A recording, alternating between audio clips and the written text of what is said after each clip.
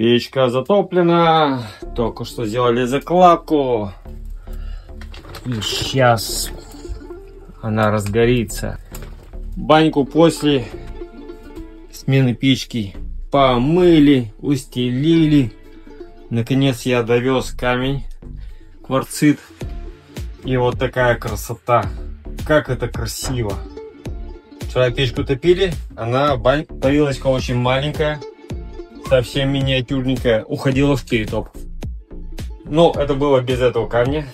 Камешек добавили, снизу еще кирпичик положили, чтобы максимально уменьшить излучение тепловое. Посмотрим, как в этот раз с этой протопочки печурка и банька вместе сработают. Закладка горит 6 минут, и спустя 6 минут мы имеем вот такую красоту.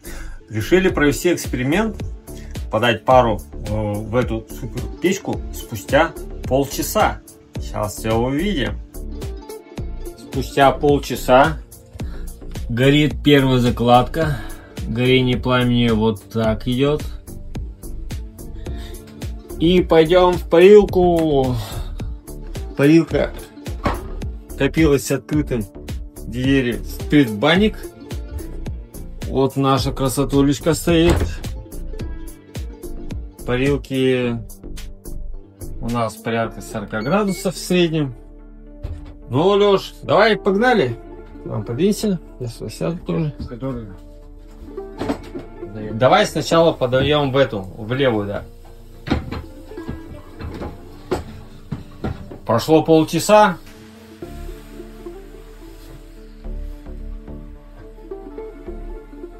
Кстати, пока там пытаются испариться верхние камни, практически, ну, вот температура 80, бак у нас 45, эти камни у нас получается 43.